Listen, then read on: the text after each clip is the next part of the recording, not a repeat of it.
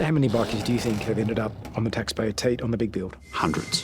From building bad... It felt to me like I was watching an episode of The Sopranos. ...to building worse. It's nothing short of putrid. Why the rot at the militant CFMEU hasn't stopped. He sits at the centre of the web.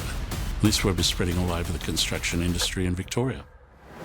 Tonight on 60 Minutes. We're talking about millions of dollars. It's like a cancer spread. Business uninterrupted as the rip-offs continue. Does that mean that ultimately the taxpayer is underwriting those very payments? Yes. And this is what the union thugs do in their lunch break.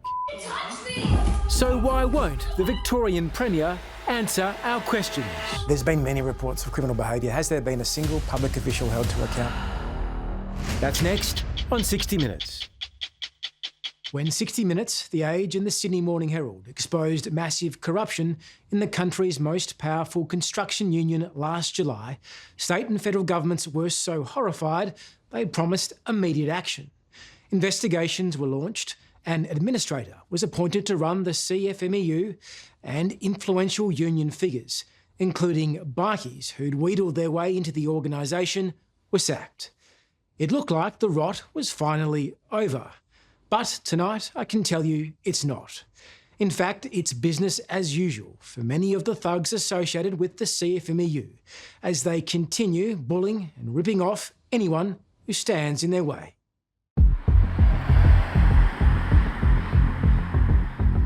It's early last Thursday morning, and Australian federal police officers are descending on a Melbourne home.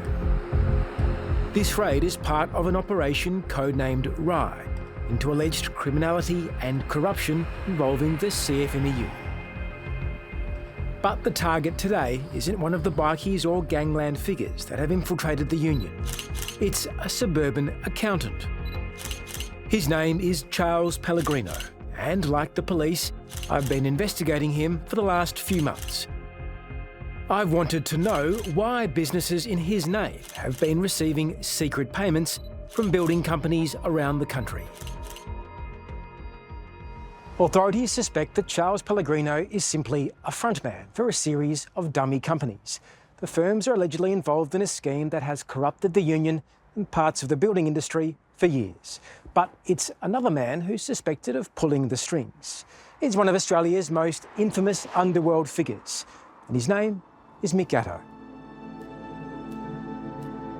As his accountant was being raided, Gatto was on the other side of town, among friends, supporting his union mates at the funeral of the father of a former CFMEU boss. Where does Gatto sit in terms of the construction sector? Well, he's right at the top. He's the master. Now, everything flows from him. He sits at the centre of the web.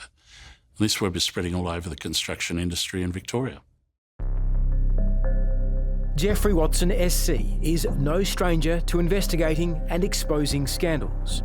Last year, he was tasked by the newly appointed CFMEU administrator to probe corruption in the construction sector. In just a few short months, what he's discovered is that despite massive media exposure, the rot and wrongdoing in the industry has not stopped. So concerned is Jeffrey Watson, he's taken the extraordinary step of talking to us mid-investigation. Jeffrey, you've taken on serious political corruption in the Labor Party and the Coalition. How does the CFMEU compare? Corruption in the CFMEU, the criminal conduct, it's much worse, far more intense and more serious than anything I've seen before. Why so? Well, it involves violence. Gatto's name was one of the first to come up in Watson's investigation. He's best known as one of the only survivors of Melbourne's bloody gangland wars, and gained infamy after being cleared of a murder charge in 2005.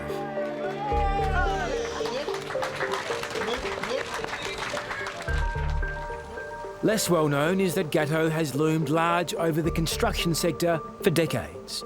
In 2002, a Royal Commission declared him a standover man, used by building firms to win union support. Now, Watson is revealing for the first time how 2 decades on, Gatto has entrenched his operation, thanks to his extraordinary connections to CFMEU insiders. I've spoken to several people who have had approaches from Gatto, successful approaches, by the way, for money. It's plain, straightforward intimidation.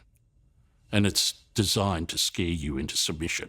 Yeah, so look, we're pretty good at what we do, I guess. And Gatto rejects all suggestions of wrongdoing. He says he's a legitimate businessman. I look after a few builders and they pay me to do their IR, which is looking after the unions so that they don't lose productivity. He describes his services as professional business solutions, and he doesn't shy away from his success, giving interviews to those who follow his script. I'm not sure how the world is travelling, but in the industrial relations area of the world, things are just on the up. This is Mick Gatto here. He's Mick. Times are tough. Oh, Sam. Well, things are tough. Yeah, I'm lucky I do a lot of other things, mate. Yeah, I won't ask what they are, but of course, industrial relations is big, and Mick is the biggest, as you can see. Diamond rings, cigars, rollers. While it's clear business is booming for the gangland figure, he's more secretive about how he actually operates behind the scenes. This phone recording we've obtained provides clues about his tactics. Just want to sit down, just have a chat and find a common denominator. If you're interested, if you're not interested, we'll go away and just whatever happens, happens. The conversation occurred in late 2023. Gatto was pressuring a developer over a building dispute and implying he has the power to shut down any building site in Victoria. I could stop anyone doing anything, mate. And I say that respectfully. I don't want to be a smarty. We can cause you grief. I know you've got enough grief in your life already. Gatto might well say, well, so what? I'm sorting out the problem. What's the issue with that? Well, there's a big issue with that. He uses illegitimate means to stand over people and threaten people to come to a resolution. A former detective superintendent with the Victoria Police, Peter DeSanto, was one of the nation's most highly regarded organised crime and corruption investigators. He knows Mick Gatto's uncompromising style very well. I think there's clear evidence that he is a man who uses fear. His associates are all criminals.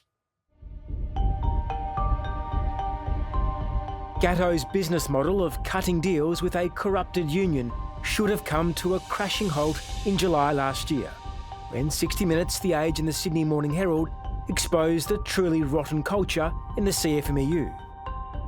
Well, the CFMEU has placed its Victorian branch into administration following allegations the organisation was overrun by underworld figures. Federal and state governments backed intervention. It should be condemned, it should be isolated, should be stamped out. And the Victorian Premier, Jacinta Allen, promised a major inquiry. This is a rotten culture that must be pulled out by its roots. But in the 8 months since the Premier's dramatic press conference, things haven't changed all that much, at least not in Gatto land. One of Gatto's business models is disputes, industrial disputes, on building sites or in fabrication and manufacturing yards off-site. And workers are stopped. Now, stopping a building site, even for a day, will cost hundreds of thousands of dollars to the head contractors. Gatto will then make contact and say, well, you know, I hear you've got a problem. I can sort this out with you. And in no time at all, it is sorted out on the guarantee of a payment. And those payments are tens of thousands, sometimes hundreds of thousands, and sometimes they're ongoing quarterly payments. We're talking about millions of dollars. It's in the millions. I just don't know how many millions of dollars are taken out through those means. How does Gatto conceal the money you say he's receiving? As best I can work out, invoices are sent through dummy companies, but the addresses all come back to one place, and that's Gatto's accountant, Charles Pellegrino. It's why the AFP raided Pellegrino's house and office last Thursday. He hasn't been charged, but the investigation is ongoing. What intelligence have you collected about whether that business model is operating under Gatto's watch today? It's still operating as we're sitting here speaking, and I've seen evidence of him requiring those payments to be made under threat in the last few weeks. Both Jeffrey Watson and the Australian Federal Police are following the same money trail. It reveals that over a dozen building companies are paying Gatto or his gangland associates. The firms are charged anywhere from $30,000 to $600,000 for so-called consulting services. But what's even more troubling is some of these same companies are working on the Victorian government's biggest projects. With road and rail projects spanning the state, the Big Build is one of the largest infrastructure schemes in the country, and government money flowing to individual sites is being used to pay off a notorious underworld figure. Is it right that subcontractors on the Big Build have been paying Gatto? Yes, I've seen evidence of it. Does that mean that ultimately the taxpayer is underwriting those very payments? Yes. How can that be permitted to occur on state government projects? Well, nobody's stopping it. But the rot on the Big Build doesn't end with Gatto. Up next, how many bikies do you think have ended up on the taxpayer teat on the Big Build? I would say hundreds. When the Victorian government announced what they called the Big Build in 2015, it was to be one of the most ambitious infrastructure projects ever undertaken in Australia. This network of new road and rail developments is costing billions of dollars. And with such vast amounts of money up for grabs, it's not only the construction companies that want a slice of the pie. What happened to Gatto's mediation business, union business, when the Big Build began to explode? It flourished. It was like bees to the honeypot. Already entrenched in the construction sector, gangland figure Gatto seized the opportunity to profit from the Big Build. But according to former Detective Superintendent Peter DeSanto, he isn't the only gangland figure who has made bank. Victoria's bikies have also been on the gravy train. How many bikies do you think have ended up on the taxpayer teat on the Big Build? I would say at least hundreds. Hundreds. On various sites and projects all over the state. These are flat-out bikies or bikies and their associates? Bikies and their associates. Like Gatto, they were there courtesy of the CFMEU, whose hold over the construction industry in Victoria extended to Labor's Big Build. People have described the CFMEU, at least in parts, as a crime gang. Do you agree? I agree. Why? Well, I think that you've got so many criminals within its ranks. A legitimate operation, I don't think is necessary to have criminals within its ranks or organised crime figures within its ranks or do business with other organised crime figures. How big is the problem now? It's bigger than significant. It's a massive issue. Massive. Why were those types of entities, bikies, criminal types, wanting so badly to get onto the Big Build? Oh, good Lord, have you seen the sort of money that you paid to get on those sites? It's a protection racket. It's very old-fashioned. Last year, senior barrister Jeffrey Watson SC was appointed chief investigator by the administrator given the task of taking over and cleaning up the CFMEU. When I started conducting this inquiry, it felt to me like I was watching an episode of The Sopranos. Within just a few months, his inquiries exposed the Big Build as ground zero for rotting bikies. You get appointed to a particular job and you might only come once a week or once a fortnight, and the pay rates are quite extraordinary. I mean, it's quite common to earn $3,000 a week, $5,000 a week. You can even get up to $10,000 a week. You can see what's happened. It's just become a place of resort or retreat for bikies to come in and take control over business. It's like a cancer spreading. What do you see when you see this map? Well, I see a network of gangland figures spread over the whole of the Melbourne metropolitan area. We knew things were bad, but the true scale of the Big Build bikie infiltration has turned out to be much bigger than first thought. On multiple government work sites across Melbourne, CFMEU-backed bikie-linked crooks reigned supreme. We've got here Joel Leavitt. What sort of a figure was Joel Leavitt? Joel Leavitt was a very serious bikie with a terrible criminal record and a very violent person. Should people like Joel Leavitt have popped up on these state government sites? Oh, of course not. His good mate Johnny Walker spent time in jail for manslaughter, bikie club member, at least former, a notorious reputation. Well, sorry, his name is Johnny Two Guns Walker. That's an unpromising start, you'd have to agree. Yeah, same thing. Leavitt and Walker, along with a few of Mick Gatto's mates, were just some of the notorious figures on major sites. Others associated with the rebels, the Comanchero and the Mongols were also thriving elsewhere on the project. In the wake of our reporting last year, several high-profile bikies were forced off the big build. But many other bikie and gangland types simply adapted to keep making money off government projects. Meanwhile, state Labor has done nothing to explain in any detail how this all happened, or why not a single public servant or politician has been held to account for a scandal that's left taxpayers funding those in the underworld. Back when he worked for the Victoria Police, Peter DeSanto warned the Victorian government, but says it did nothing. The government were told a decade ago that OMCGs were infiltrating various industries, and that included the construction industry. I sat in meetings with representatives of the government and briefed them. There's no doubt that senior people in the bureaucracy know about it, because I've received information suggesting that they were directly told about it. We do know, though, there's not been a single substantive civil or criminal action taken by any agency in Victoria. The political solutions haven't been put in place. Nobody's done anything to try and stop it. Now we're here with the administration in place and we're trying to pick up some pieces.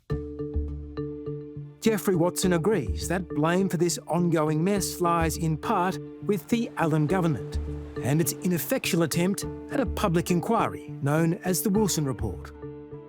The Wilson Report, it seemed to me to be more of a cover-up. Again, there was this generalisation, oh, bad culture here, bad culture there. There was no solution. Given that there was a governmental inquiry, it needed actually to go inside the doors of the senior bureaucrats and actually into the ministerial offices in Spring Street. It didn't do any of that.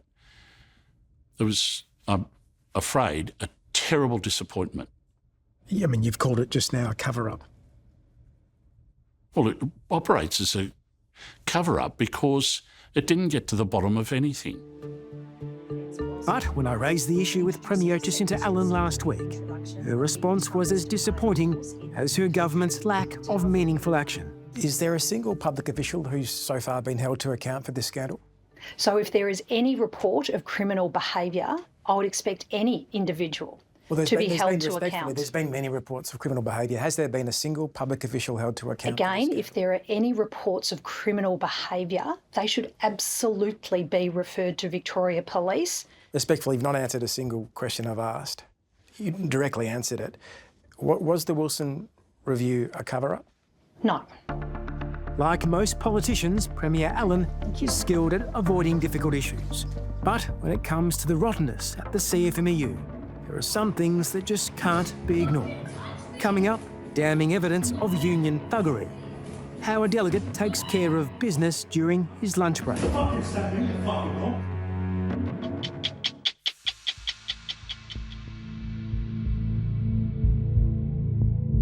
In the middle of last year, a link to a video was sent anonymously to CFMEU headquarters and quickly circulated among union insiders. What it showed was utterly shocking.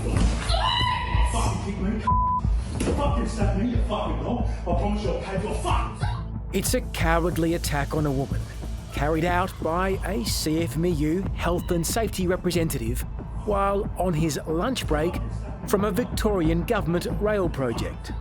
Oh, just feel utterly sick to my stomach watching that. Jess Hill is a leading domestic violence and women's rights campaigner. The fact that he's the health and safety rep for the union, I mean, like, it's, aside from just the utter shock of the violence, that's just farcical.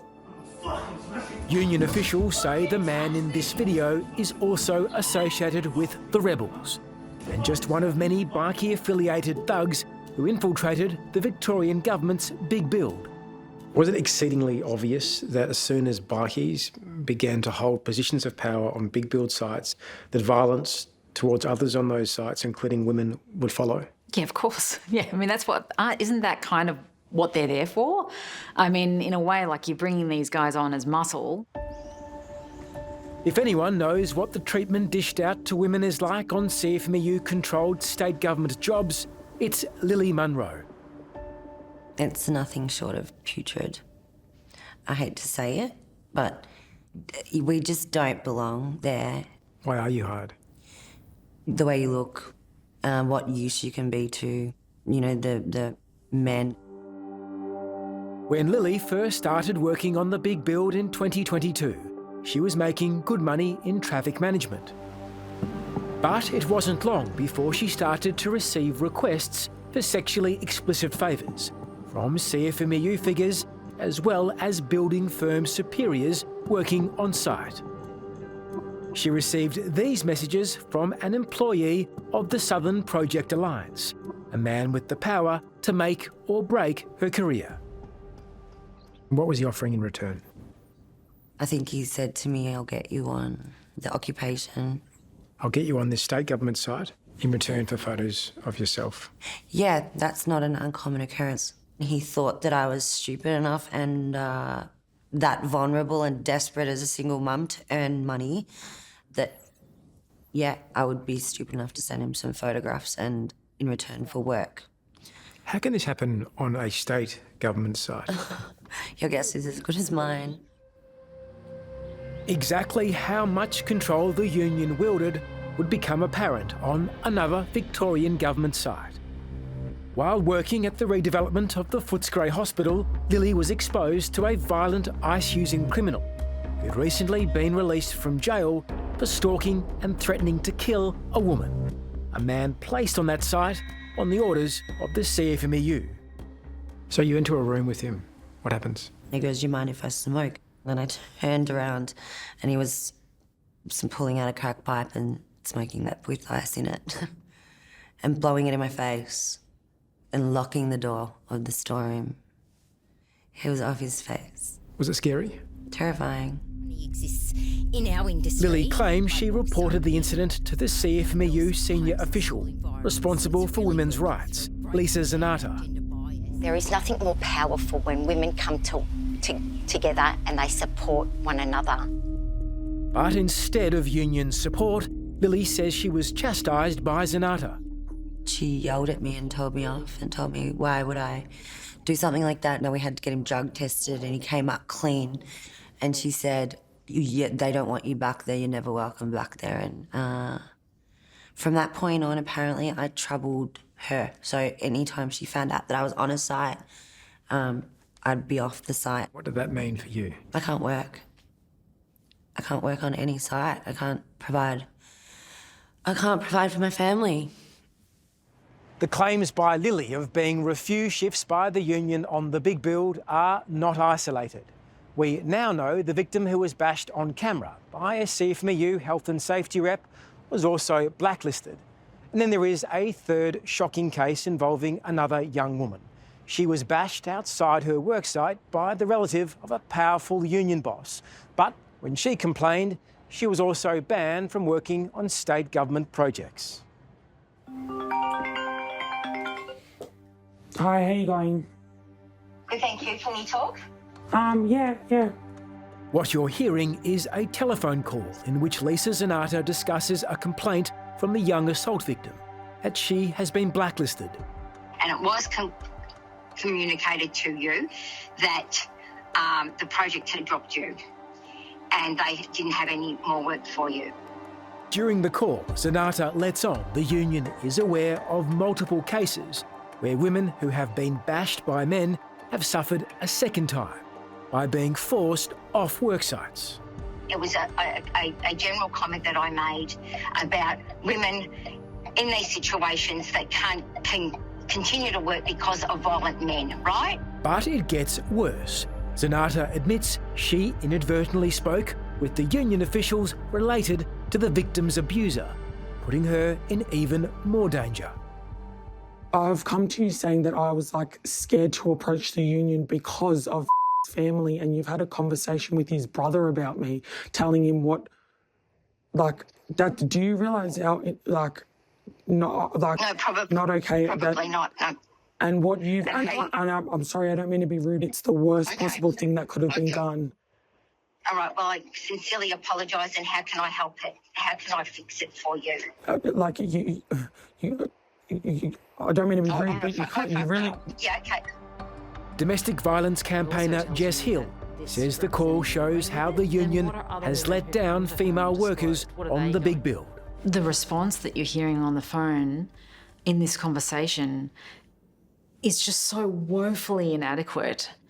There's just such a complete lack of responsibility being taken by the very person who is employed to represent her interests. Does responsibility also flow to the state government, given that these sites are state government sites? Well, this is what you've got to ask, right, is where does the buck actually stop? And we can get tangled up in legal questions about who is legally responsible for protecting these women, but ultimately, this is taxpayer money. So I think Victoria has a unique responsibility to be fronting up and making sure women on these sites are protected. I've seen a lot of terrible things, but the way that these women were treated, they may be amongst the most terrible. I can tell you right now, as from after this interview, I'll be going back to the administrator and I'm confident that he will place it right at the top of the list. The list of things for the CFMEU administration to stamp out is long. No one is more aware of how big the job is than the chief investigator, Jeffrey Watson. What is the cost of not getting this right? It all depends whether you want to live in a society where there are people operating outside the law, violently, taking money which they don't deserve. We can't have that. We asked Gatto about the payments made to Charles Pellegrino's firms and if he or his associates were the beneficiaries of any of that money. Mr. Gatto told me he couldn't possibly provide any assistance. Hello, I'm Nick McKenzie. Thanks for watching 60 Minutes Australia. Subscribe to our channel now for brand new stories and exclusive clips every week. And don't miss out on our Extra Minutes segments and full episodes of 60 Minutes on 9now.com.au and the 9Now app.